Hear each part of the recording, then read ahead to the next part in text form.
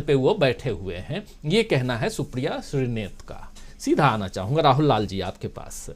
ये जो एक तरफ बौखलाहट, दूसरी तरफ गर्माहट, और ये ठंड का मौसम भी बढ़ रहा है और राहुल गांधी अभी भी टी शर्ट में घूम रहे हैं। राहुल गांधी जो पदयात्रा 2000 किलोमीटर की लगभग कर चुके हैं और जो गर्मी अंदर से उनकी वो गेन कर चुके हैं, उसका असर उनके विरोधियों पे पड़ रहा है। उनके तेज से, उनके ताप से अब दूसरे जल रहे हैं, ऐसा दिखाई दे रहा है राहुल लाल जी।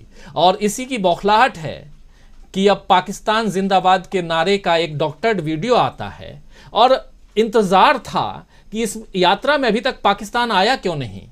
महाराष्ट्र तक तो आ जाना चाहिए था। महाराष्ट्र में सावरकर को ला करके राहुल गांधी ने और बैकफुट पर लाने की कोशिश की और अब देखिए स्थिति क्या है कि डॉक्टर्ड वीडियो को ला करके, और बिल्कुल सही कह रहे थे हमारे साथी प्रोफेसर रविकांत जी कि अब तक व्हाट्सएप यूनिवर्सिटी के जरिए इस वीडियो को, इस बात को खूब फैलाया जा चुका है, लेकिन उस एडिटेड वीडियो की असली तस्वीर नहीं फैली होगी, नहीं पहुंची होगी। उसी को हम पहुंचाने की यहां कोशिश कर रहे हैं। राहुल लाल जी, आपकी पहली प्रतिक्रिया इस पे। देखिए, भारत जोड़ो यात्रा जिस तरह से सफल हो रही है, बीजेपी की उम्मीदों को लेकर झटका कहां से लगना शुरू हुआ था। बीजेपी बहुत मेहनत से अपने झटकों को, या हम लोग कहें वो सदमा था जो प्रकट नहीं कर रही थी। तेलंगाना में इतनी भीड़ कैसे है, महाराष्ट्र में इतनी भीड़ कैसे है। उनको उम्मीद यही था कि वो भीड़ जो है कि वो एक तरह से केरल वेरल तक सीमित रहेगी, आगे के समय आगे भीड़ नहीं आएगी। लेकिन प्रदेश बदलते चले गए, भीड़ में वृद्धि होती चली गई। राहुल गांधी एक तरह से जो है कि जिस तरह से वो एक अलग किस्म के राजनीति में उन्होंने जो एक अंदाज का बदलाव किया, गांधी के जिस तरह से मूल्यों को लेके आए, हम लोगों को तो याद है। अब राजीव जी, आपको भी याद होगा 2011 में एक नकली गांधी और पैदा किया गया था आरएसएस के तरफ से। अब तो वो नकली गांधी कहीं दिखते नहीं है। एक बुजुर्ग को लेकर महाराष्ट्र से लाया गया था और दिल्ली में वो नई नकली गांधी घोषित करके एक आंदोलन खड़ा किया गया था। तो लेकिन इस समय हम लोग देख रहे हैं कि असली गांधीवादी मूल्यों पे एक आंदोलन चल रहा है। उस आंदोलन का डर देखिए, वो आंदोलन इतना सफल हो रहा है कि उसकी तपिश गुजरात चुनाव तक पहुंच रही है। गुजरात अभी अब सोचे कि चंद दिनों में वहां पे चुनाव है।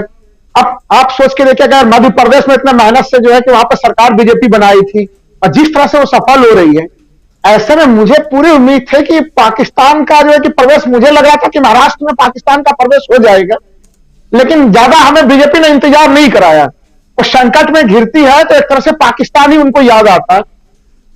अब पाकिस्तान से देखिए, हम लोगों ने देखा भी बड़ी सही चीज उन्होंने कही कि हिंद एक तरह से मुस्लिम लीग के साथ सरकार बनाने का पुराना रिकॉर्ड तो हम लोग देख ही रहे हैं आजादी से पहले की। अब अभी नया रिकॉर्ड भी देख लीजिए। जब आपको याद होगा जनवरी 2016 में जब पठानकोट का मामला आया, उस समय हमला हुआ, आतंकवादी हमला, उन हमलों की जांच करने के लिए भारतीय जनता पार्टी ने आईएसआई, जो आतंकवाद की, जिसको हम लोग गंगोत्री कहते हैं कि वो सबसे बड़ी शरणस्थली है, गंगोत्री है, आईएसआई से जांच करवाया था उसका। तो इनको पाकिस्तान का प्रेम इनका कितना ज्यादा, प्रधानमंत्री बिना किसी कारण के अचानक से जो है पहुंच जाते हैं पाकिस्तान की यात्रा पे। तो पाकिस्तान, इन्हें लगता है कि संकट मोचक है। ये हनुमान जी में विश्वास नहीं करते हैं।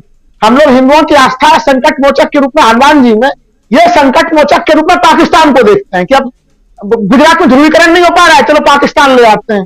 राहुल गांधी की यात्रा बड़ी सफल हो रही है, वो तो बड़ा भारत को सच में जोड़ते चले जा रहे हैं। हिंदू मुस्लिम की खाई को भी जो है कि बांट रहे हैं और जनता के मूलभूत मुद्दों को भी उठा रहे हैं। चलो जल्दी से पाकिस्तान ले आओ।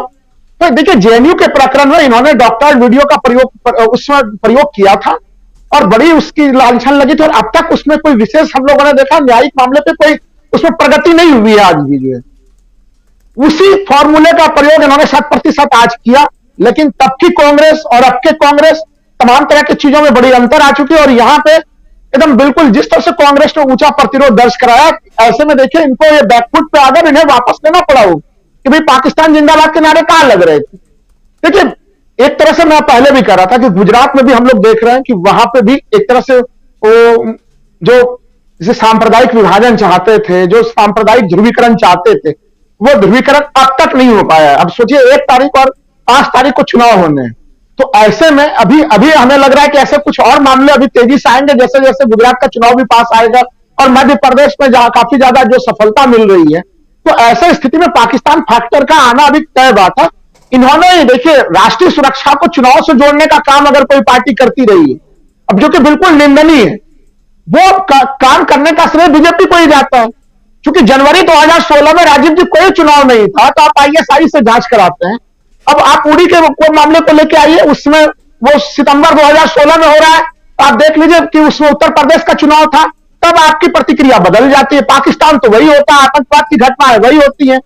हम लोग अगर देखें पुलवामा का मामला, वो बिल्कुल लोकसभा चुनाव के समय 14 फरवरी 2019 को हो रहा है, तब आप देखिए पाकिस्तान को अलग प्रतिक्रिया करता है। लेकिन अगर देश के भीतर कोई चुनाव नहीं होता, आपको कोई जरूरत नहीं होता है, तो फिर आपके ऊपर पाकिस्तान की प्रतिक्रिया ऐसी होती है कि जो आतंकवादी हमला करता है आप उसी से जांच भी कराते हैं। तो इनका पाकिस्तान को लेकर जो मापदंड है वो बिल्कुल दोहरे प्रकृति का मापदंड है, और ये दिखा रहे हैं कि ये घरेलू राजनीति में अब ध्रुवीकरण के लिए जो इनके चंद फॉर्मूले हैं, उसी चंद फॉर्मूले को का प्रयोग करने के लिए राहुल गांधी ने बाध्य कर दिया। ये बाध्य हुए, ये करना नहीं चाह रहे थे। बार बार देखिए, एक ही प्रयोग आप बार बार करते हैं तो फिर उसके फेल होने का डर काफी बढ़ जाता है। हम लोग जानते हैं कि काट की हांडी को राजीव जी बार बार नहीं आप चढ़ा सकते, लेकिन बीजेपी की मजबूरी है कि उसी हांडी को दोबारा चलाना पड़ रहा है, क्योंकि सारे फॉर्मूले इनके फेल हो चुके हैं। मध्य प्रदेश में खिसकती जमीन को देख के गुजरात में देखिए, गुजरात में स्थिति यह है, जितना प्रयास ये करना चाह रहे हैं अपने कार्यकर्ताओं में उत्साह नहीं भर पा रहे हैं। यानी जो प्रधानमंत्री वहां पर डेरा लगाए हुए हैं, कैंप कर रहे हैं। आप सोच के देखिए, जब राहुल गांधी की तुलना अभी एक मुख्यमंत्री कहते हैं कि सद्दाम हुसैन की तरह चेहरा मिल रहा है, हमें कई लोगों ने फोन करके कहा कि अरे उनका चेहरा भी तो किसी से मिल रहा है। देखिए, वो एक तरह से जो कई भगोड़ों से उनका चेहरा मिल रहा है। तो देखिए, चेहरा मिलाने वाले तो फिर किसी से भी चेहरा मिलाएंगे। तो राजनीति का स्तर यह आ गया है कि आप राहुल गांधी की कोई तार्किक आलोचना नहीं खोज पा रहे हैं। तार्किक आलोचना आज ये ढूंढे जो खोलना चाह रहे हैं कि भाई कहां चले गए, वो सड़क पे नहीं है, वो यहां नहीं है, वो वहां नहीं है। उन्होंने गुजरात के चुनाव में भी ऐसा कोई मुद्दा नहीं छोड़ा। देखिए, उन्होंने जो उस दिन भी उन्होंने जो सार्वजनिक चीजें कही थी, उसके आधार पर उनकी कोई शिकायत कर ले, ऐसा कोई उन्होंने आधार नहीं छोड़ा था। तो जब कोई आधार आपके पास नहीं बचता है, कोई व्यक्ति बिल्कुल लॉजिकल और बिल्कुल साधु संत की तरह अपनी राजनीति कर रहा है, तो वैसे स्थिति में आप उनके चेहरे पे आ जाते हैं। तब तो लोग ये भी कह रहे थे कि जब पश्चिम बंगाल के चुनाव तक हमारे प्रधानमंत्री जी ने जो है अपनी दाढ़ी रविन्द्रनाथ टैगोर की तरह कर ली थी। भाई, रविन्द्रनाथ टैगोर के व्यक्तित्व आप इतने प्रभावित थे तो अभी भी उसी ड्रेस में रहते हैं, उसी हुलिया में रहते हैं। पश्चिम बंगाल का चुनाव खत्म, दाढ़ी के साइज में परिवर्तन आ जाए कि वो उनका व्यक्तिगत जीवन है।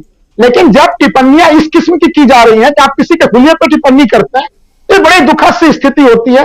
यहां पे भारत जोड़ो यात्रा की जो सफलता है, कई सारे आयाम है। देखिए, आर्थिक आयाम आप सोच के देखिए कि वो कितने बड़े हैं। वो चुनाव के मुद्दे बन रहे हैं, चुनाव में लोग चर्चा कर रहे हैं।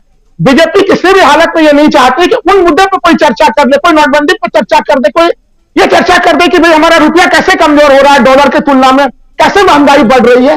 ये लोकतंत्र, ये लोक विमर्श में शामिल नहीं हो, लेकिन ये शामिल हो रहा है। और उसी हताशा में ये आज एक तरह से बीजेपी ने अपने बैकफुट पे आने का काम करने वाला पाकिस्तान जिंदाबाद के डॉक्टर वीडियो जारी किया, और अभी ऐसी कई और घटनाएं घटेंगी राजीव जी।